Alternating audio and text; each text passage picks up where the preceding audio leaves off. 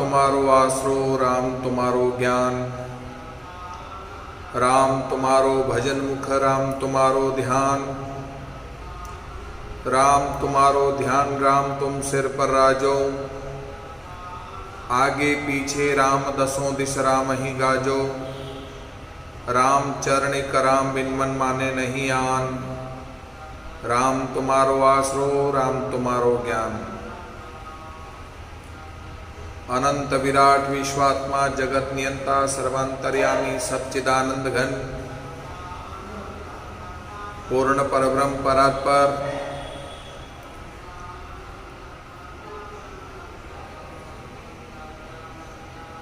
परम श्रद्धेय परम श्रद्धा ईश्वत प्रातः स्मरणीय वंदनीय अर्चनीय शब्द ब्रह्म राम के उपासक प्रचारक अंतर्राष्ट्रीय राम स्नेही धर्म प्रवर्तक स्वामी जी श्री रामचरण जी महाराज के पावन श्री चरणों में प्रणिपात करते हैं। तदनंतर जिनके चरण रज से यह धरा तीर्थमयी राममयी साधनामयी तपस्यामयी तपोमयी स्थल बड़ा रामद्वारा जोधपुर के संस्थापक विरक्त तपस्वी त्यागी वीतराग परमंश परिव्राजकाचार्य भजनिक उपाधि से अलंकृत नामनिष्ठ साधनानिष्ठ परम श्रद्धेय वरेण्य स्वामी जी श्री भगवान दास जी महाराज के पावन पाद पद्मों में वंदन करते हैं।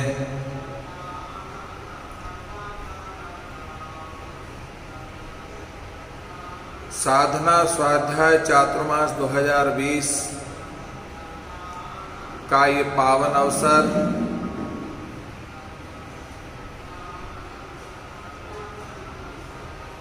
सत्संग साधना स्वाध्याय शास्त्र चिंतन मनन श्रवण करने का चातुर्मासीय पालन करने का अवसर है। भाग्यशाली हम सभी स्वामी जी श्री भगवान दास जी महाराज के श्री चरणों में भाव कहने को सुनने को आत्मसात करने का अवसर मनुष्य जीवन को सार्थक करने के लिए जो प्राप्त हुआ है, सचमुच बड़े भाग्यशाली हम सभी। वाल्मीक बहु जीव सताया, जीव शिव का भेदन पाया, संता शब्द मरा कई भाग्यों, गहि विश्वास हृदय धर राख्यों, तीजे शब्द उलटी भय रामा, वाल्मीक का सरिया काम, शतकोटि रामायण गाई, राम प्रताप ऐसो है भाई।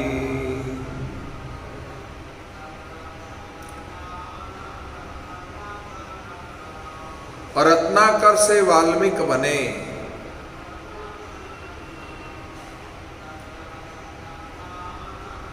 सुसंग और कुसंग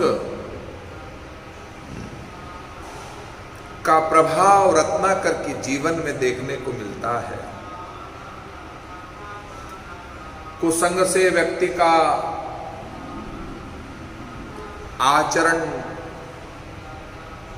का पतन होता है, व्यक्तित्व का पतन होता है, आदर्श का पतित होता है। कुसंग के प्रभाव से व्यक्ति धीरे धीरे धीरे भयंकर से भयंकर पतित बन जाता है।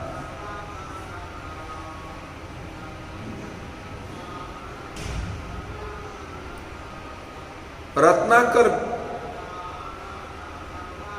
ब्राह्मण होते हुए भी किरातों के कुसंग प्रभाव से ब्राह्मणत्व को नष्ट करके शूद्र जैसा जीवन जीकर महान लुटेरा बना, महान डाकू बना,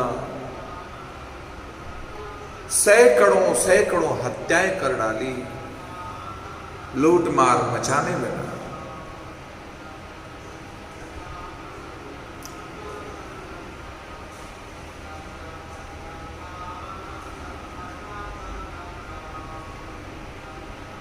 कोई संचित पुण्यों का फल नहीं कहा जा सकता। संतों के सत्संग का प्रभाव, सुसंग का प्रभाव, क्योंकि संतों के जीवन में संतत्व होने के कारण जीव का उद्धार करने के लिए, जीव का उत्थान करने के लिए, जीव को आबाद करने के लिए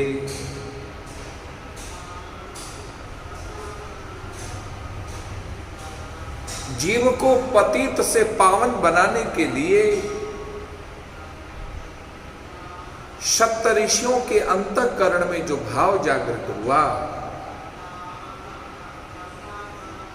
उसी का ही तो परिणाम है कि रत्नाकर से वाल्मीकि ऋषि बन गए। स्कंद पुराण में कथा आती है, स्कंद पुराण वैष्णव खंड वैशाख मास महात्म्य में श्री वाल्मीकि जी की कथा इस प्रकार है कि वे पूर्व जन्म में व्याध थे। इन्होंने एक बार गर्मी के दिनों में वनपथ से जाते हुए महर्षि शंख के जूता और छाता को छीन लिया था। व्याध लोग सामने वाले के जीवन में जो कुछ होता है उसे लूटने का ही मानस बनाते हैं। कुछ भी लूट लो, बस लूट लो। शंख भी बहुत बड़े अच्छे ऋषि हुए हैं। संतों को तो क्या है, कोई दे जाता है, कोई ले जाता है।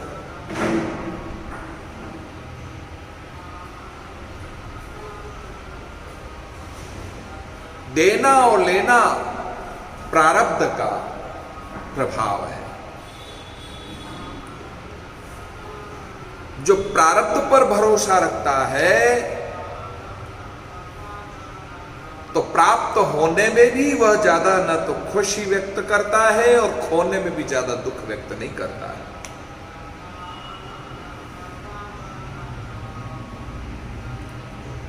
पर उस वक्त गर्मी के दिन, वैशाख महीना तो सूर्य तपता है,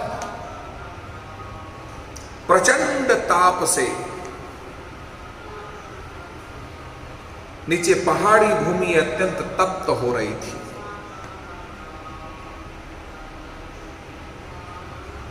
जूता और छाता छीन ले जाने से महर्षि को बड़ा क्लेश हुआ,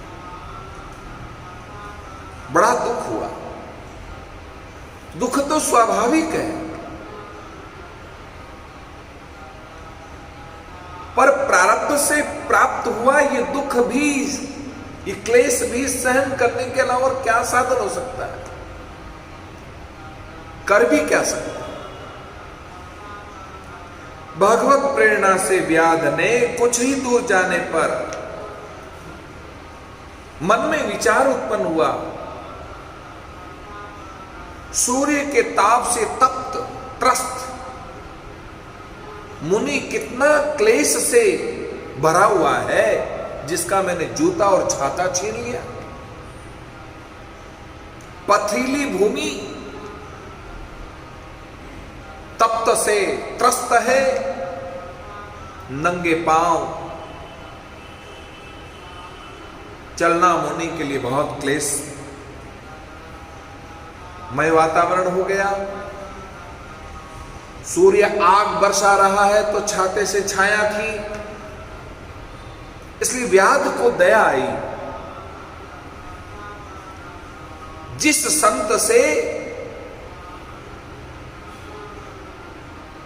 संत से जूता और छाता लूटा था शंख मुनि से, उसी शंख मुनि को वापस बुला करके जूता छाता लौटा दिया। इससे महर्षि शंख ने प्रसन्न होकर दया करके इनको वैशाख मास का महात्म्य बताकर उपदेश दिया। तुम निरंतर श्री राम नाम का जप करो। संत के पास में सबसे बड़ा धन यदि कोई है तो उपदेश है।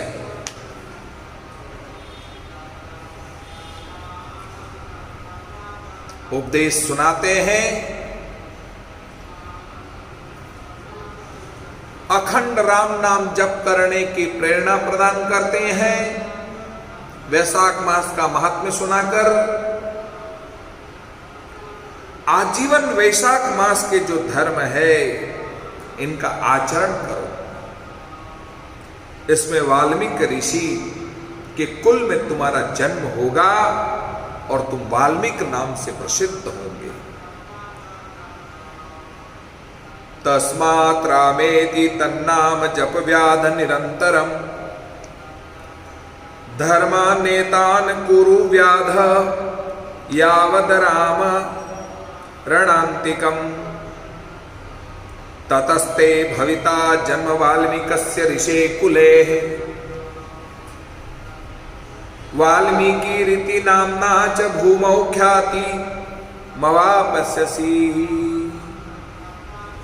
ऐसा अध्यात्म रामायण में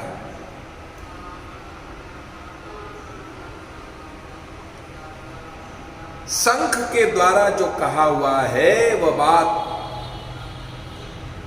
सत्य प्रतीत हुई है। उपदेश पाकर व्याध ने वैसा ही किया। एक बार कृणु नाम के ऋषि बाह्य व्यापार वर्जित हो दुश्चर तप से निरत हो गए। बहुत समय बीत जाने पर उनके शरीर पर दिमक की बांबी जम गई। इससे उनका नाम वाल्मीकि मुनि पड़ गया। वाल्मीकि मुनि कहने लगे। इन वाल्मीकि ऋषि के तेज द्वारा एक अप्सरा के गर्भ से उस व्याध का पुनर्जन्म हुआ। इससे इनका नाम वाल्मीकि हुआ। भगवान नाम में इनका परमानुराग था। साधकों, पूर्व जन्म के व्याध के रूप में शंकर ऋषि को जो ज्ञान प्राप्त हुआ, उस नाम प्रभाव से आज सप्त ऋषियों का दर्शन हो गया। सप्त ऋषियों के प्रताप से जीवन जो पतित था उनकी आंख खुल गई। सोता जन्म अनेक का सद्गुरु दिया जगाए। अनेक जन्मों के सोए हुए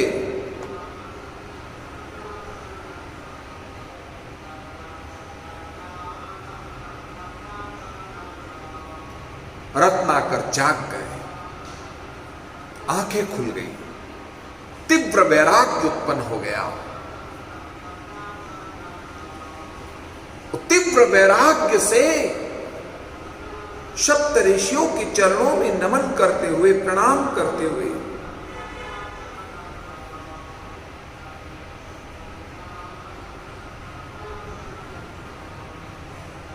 नाम महामंत्र सत्संग का प्रभाव, नाम महामंत्र का आश्रय लेकर के पद्मासन लगाए हुए बैठ गए और नाम का आश्रय ले रहे हैं। सतत निरंतर नाम जप में रत हो गए।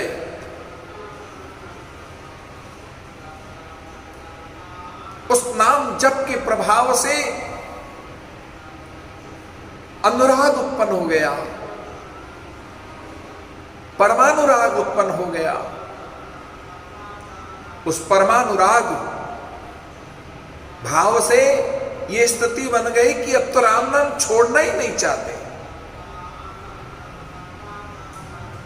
शरीर पर दिमक लग गई, कचरा जम गया, बांबी लग गई, ढेर सारा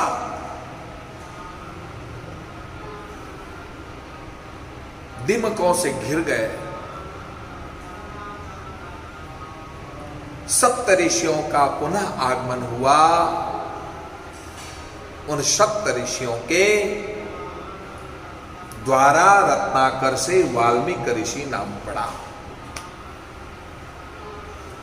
एक बार जब ये अपने शिष्य भरद्वाज जी के साथ तमसा नदी के तट पर स्नान करने को गए थे,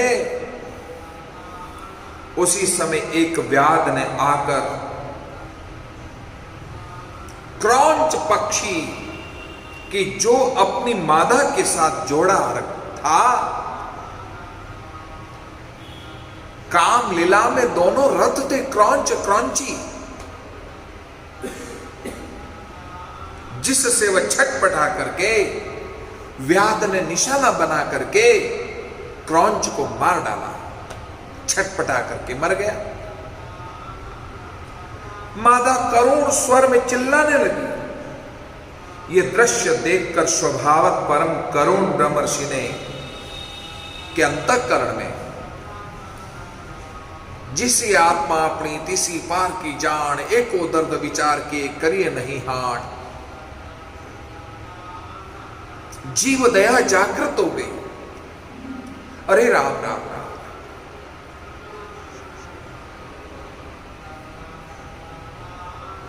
काम भाव में रत क्रौंच की इच्छा को पूर्ण न होने से पहले तूने इस तरह से, ये तो बड़ा अधर्म हुआ। ऐसा निश्चय करके रोती हुई क्रौंची की ओर देखते हुए निषाद से इस प्रकार से कहा, मां निषाद प्रतिष्ठाम त्वम गम शाश्वती समा यत् कौंच मिथुनाद एकम अवधि काम मोहितम। वाल्मीकि रामायण में यह पहला श्लोक है।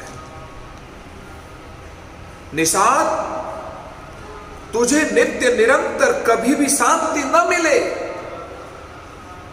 कभी भी शांति नहीं मिले।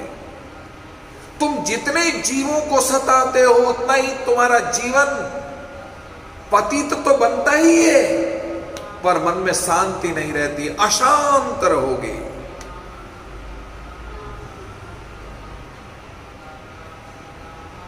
जिस व्यक्ति के जीवन में दया की भावना है, जीवों के प्रति दया का भाव जागृत हो जाता है, उसके मन में सदा शांति बनी रहती है।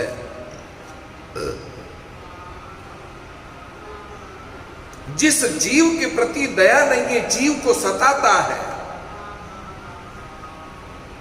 चाहे वाणी से, मनसा भाव से, वाचा भाव से, कर्मणा भाव से, कैसे भी करके जो जीव को सताता है, उस जीव को सताने का परिणाम जीवन में अशांति होना है। क्यों किसी का हम दिल दुखाएं, वैष्णव जन तो तेने कहिए जो पीड़ पराई जाने रे। वैष्णव जन तो वही है जो पराई पीड़ा को समझता हो, जानता हो और उस पीड़ा को दूर करने के लिए तत्पर होता हो।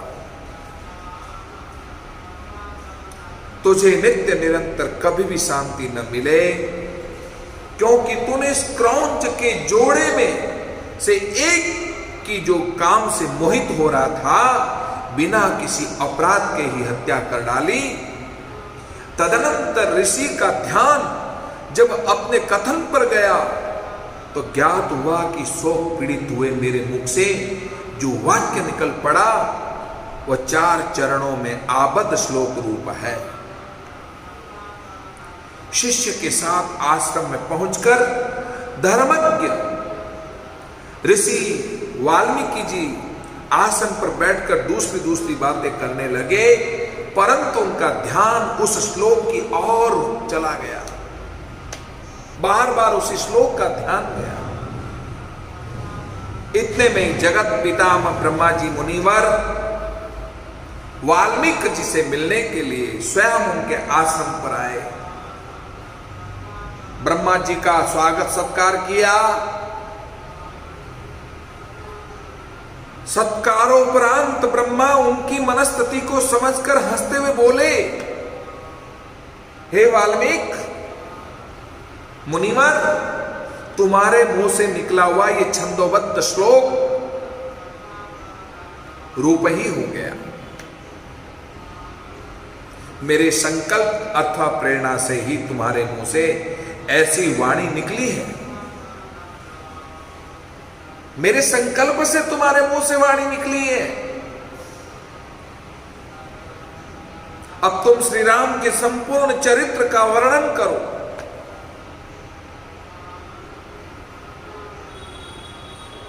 तुम कवियों में आदि कवि कहलाओगे। श्री राम के जो गुप्त या प्रकट वृतांत हैं वे सब अज्ञात होने पर भी तुम्हें ज्ञात हो जाएंगे। मेरा आशीर्वाद है। इस काव्य में अंकित तुम्हारी कोई भी बात झूठी नहीं होगी, इसलिए तुम श्री राम चरित्र का गान करो। ऐसा कहकर भगवान ब्रह्मा जी वहीं अंतर ध्यान हो गए। साधकों, सप्तऋषियों के आशीर्वाद से जीवन पतित से पावन बना। सप्तऋषियों के सत्संग प्रभाव से संसार से वैराग्य और रामानुरागी त्यागी बने।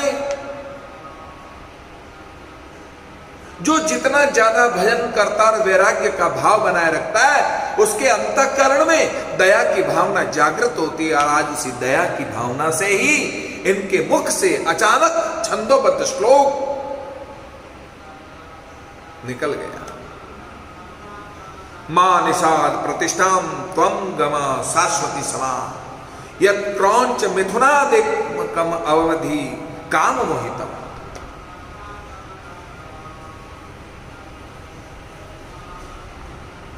वाल्मीकि ऋषि ने देवर्षि नारद जी के श्री मुखारविंद से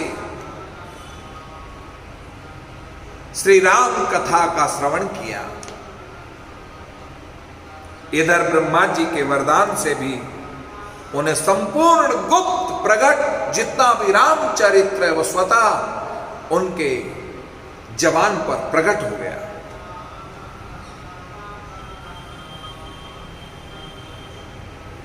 करामलकवत दिखने लगे।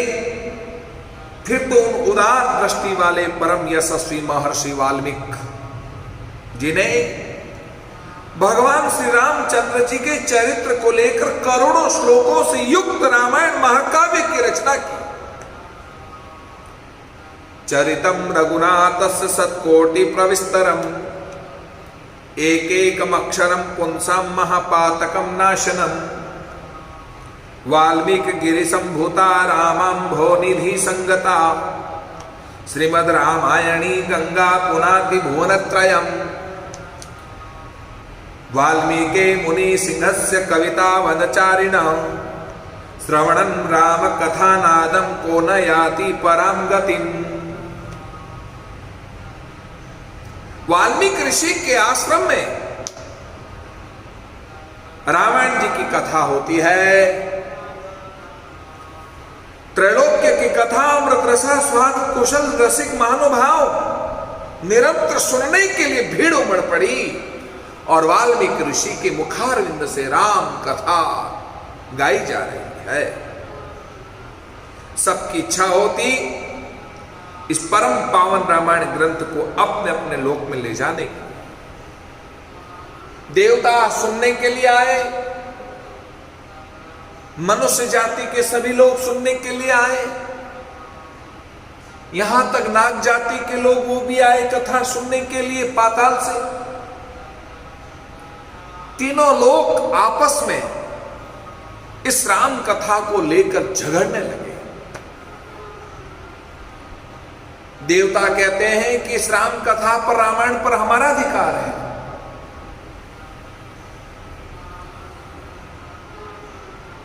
मनुष्य कहते हैं कि नहीं, ये रामायण पर तो केवल हमारा ही अधिकार है।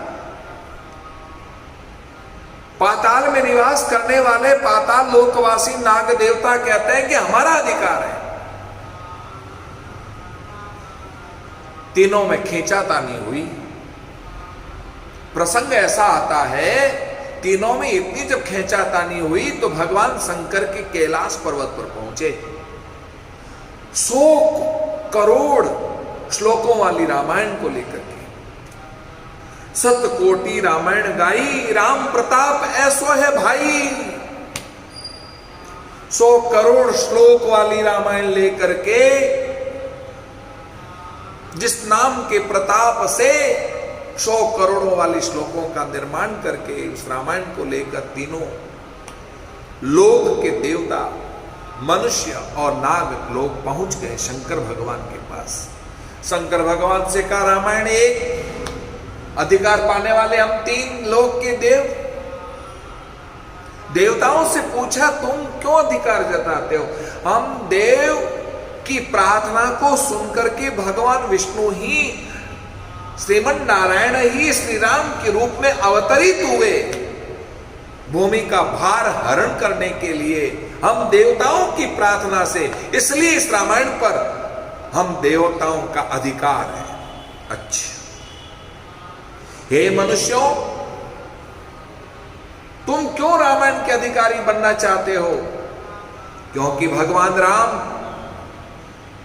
भगवान विष्णु राम के रूप में मनुष्य रूप धारण करके मनुष्य का मनुष्यत्व और आदर्श और आचरण स्थापित करने के लिए इस जगत पर, इस पृथ्वी पर अपना अधिकार जताए रहे हैं।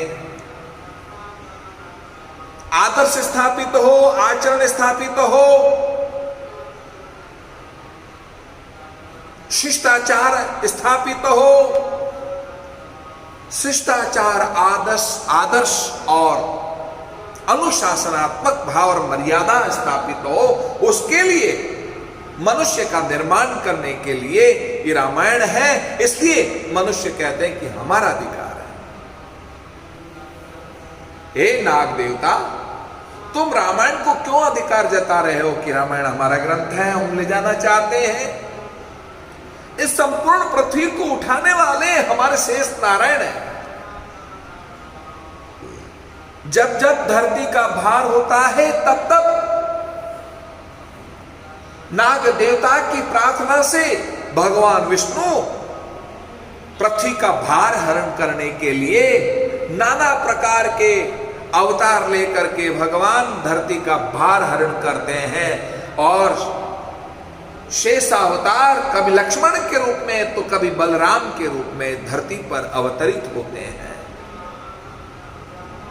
इसलिए हमारा अधिकार है। शेष नारायण स्वरूप लक्ष्मण के साथ ही तो राम जी का अवतार हुआ। शेष नारायण रूप बलराम जी के साथ ही तो भगवान श्री कृष्ण नंदन का अवतार हुआ। इसलिए इस रामायण का हमारा अधिकार है। शंकर भगवान ने कहा, भाई चीज एक है और तीनों अधिकार तुम्हारा वाजिब है। ऐसा करो कि कितने श्लोक है इस एक रामायण में? बोले 100 करोड़। चलो 3 भाग कर दिए जाए। 33 करोड़ श्लोक बांट दिए। 33 दिया 99 करोड़ श्लोक बंट गए।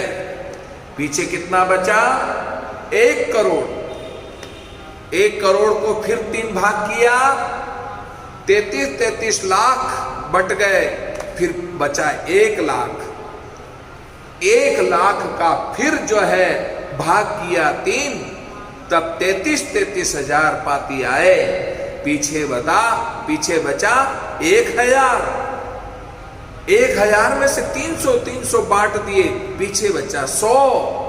100 में से 33 और बांट दिए, पीछे बचा 1। लेने वाले 3। 1 बचा, लेने वाले 3। अब 1 श्लोक बचा और 3 लेने वाले। वो कह रहे हम लेंगे, वो कह रहे हम ले रहे।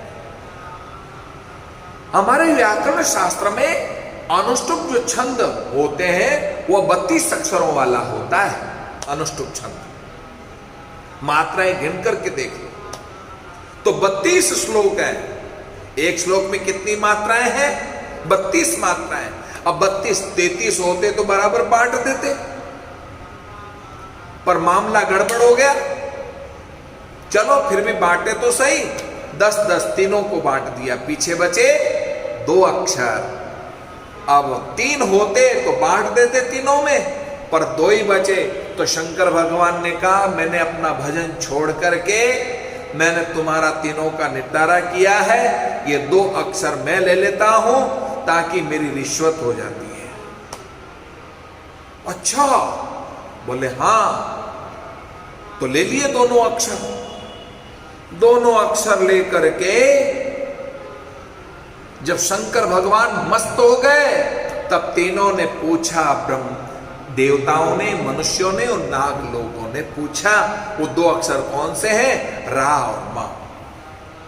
52 अक्षर के सिरे चढ़े रकार मकार। स्वामी रामचरण जी महाराज ने अनुभव वाणी में वर्णमाला का वर्णन करते हुए राम नाम की महत्ता बताते हैं। 52 अक्षर के सिरे चढ़े रकार मकार। 52 अक्षर होते हैं वर्णमाला में। 52 अक्षरों में रकार और मकार 2 ही एक ऐसे अक्षर है जो ऊपर पहुंच जाते हैं। मरकट लिखो, मरकट यानी बंदर। बंदर को संस्कृत में कहते हैं मरकट। म का के ऊपर पहुंच गया र, और र ऊपर पहुंचा कि नहीं पहुंचा? अच्छा, अनुस्वार के रूप में, बिंदी के रूप में म पहुंच जाता है। अब कृष्ण में क पहुंचता है क्या ऊपर? श पहुंचता है क्या? ण पहुंचता है क्या? शिव में स पहुंचता है क्या ऊपर? म पहुंचता है क्या? नमो नारायण में कोई अक्षर ऊपर पहुंचता है क्या? केवल रकार और मकार ही 2 अक्षर ऐसे हैं जो ऊपर बैठ जाते हैं। इसलिए 52 अक्षरों में राजा महाराजा धीराज चक्रवर्ती सम्राट यदि कोई है तो रा अक्षर और मा अक्षर है। इसलिए भगवान शंकर कहते हैं मैंने रा अक्षर और मा अक्षर को ले लिया।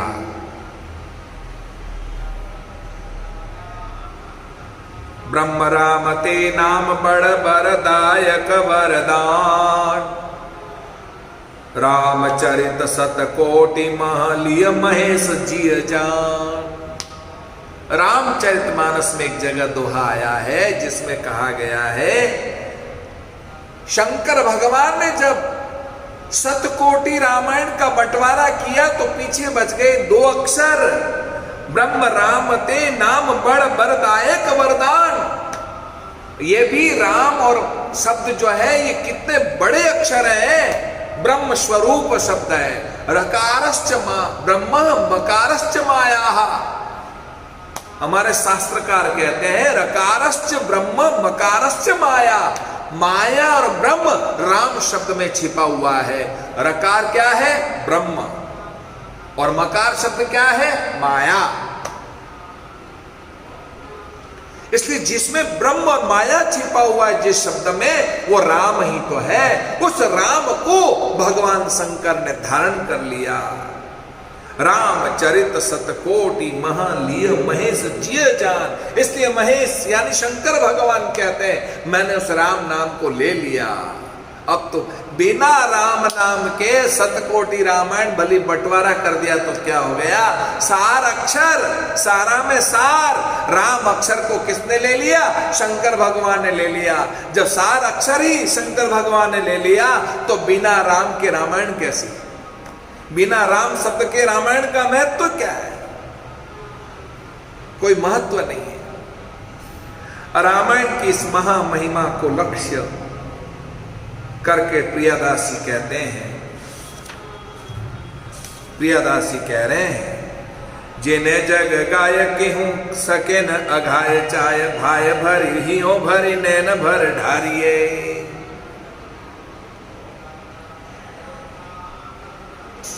जिने जग गाय से रामायण की लोकप्रियता दर्शाई। केहूं सके न अघाय, इसकी रस रूपता का संकेत किया है। और जिनको कथामृत का चस्का लग जाता है उन्हें कथा श्रवण से तृप्ति ही नहीं होती है। सौनकवाच वयम पुनः वितृप्याम उत्तम श्लोक विक्रमे यश्रवणताम्र सज्ञानम स्वादु स्वादु पदे पदे। भागवत के प्रथम स्कंद के प्रथम अध्याय के 19 श्लोक में आया है, पुण्य कीर्ति भगवान की लीला सुनने से हमें कभी भी तृप्ति नहीं हो सकती है, क्योंकि रसज्ञ श्रोताओं को पद पद पर भगवान की लीलाओं के नए नए रस का अनुभव होता है, नए नए रस का अनुभव होता है। इसलिए नए नए रस का अनुभव भागवत के प्रथम स्कंद के प्रथम अध्याय के 19 श्लोक में भाव बताया गया है कि भगवान की लीलामयी रस कथा में आनंद है, पद पद में आनंद है। इसलिए जो कथा रस रसिका है वे तो सुनते सुनते इतने डूब जाते हैं कि बस खो जाते हैं, उसी में खो जाते हैं।